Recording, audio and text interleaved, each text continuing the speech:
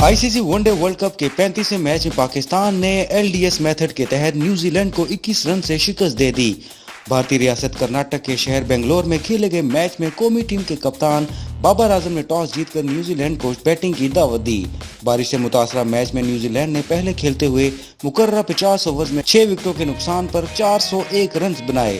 جواب میں Pakistani team 25.3 overs میں 1 وکٹ کے نقصان پر 200 رنز بنائے اور LDS میتھڈ کے تحت نیوزی لینڈ کو 21 رن سے شکست دے دی۔ نیوزی لینڈ کی ٹیم نے پہلے کھیلتے ہوئے 50 اوور میں 6 وکٹوں کے نقصان پر 401 رنز بنائے تھے۔ اوپنر رچرڈ رویندرن نے 108 رنز کی اننگز کھیلی۔ کپتان کین ولیمسن 95 رنز پر آؤٹ ہوئے، جبکہ اوپنر ڈیوڈ کانوے 35، ڈیرل مچل 29، گین فلپس 41 رنز بنا کر آؤٹ ہوئے۔ مچل 26 اور ٹام لیتھم 2 رنز بنا کر ناٹ آؤٹ رہے۔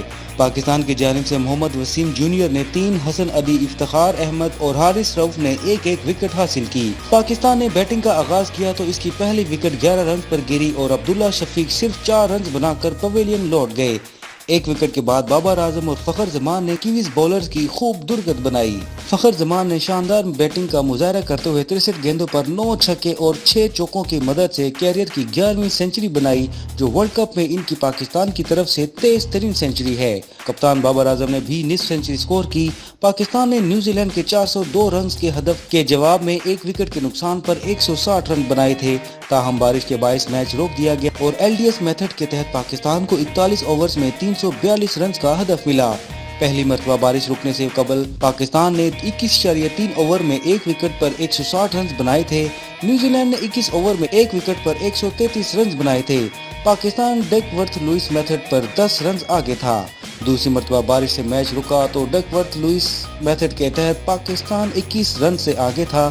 25.3 اوورز پر پاکستان کو 1 وکٹ پر 189 رنز کرنا تھے۔ قومی ٹیم نے اس وقت تک 25.3 اوور میں 1 وکٹ کے نقصان پر 200 رنز بنائے تھے، تاہم بارش مسلسل جاری رہنے کے باعث میچ ختم کر دیا گیا اور پاکستان کو DLS میتھڈ کے تحت 21 رن سے فاتحہ قرار دے دیا گیا۔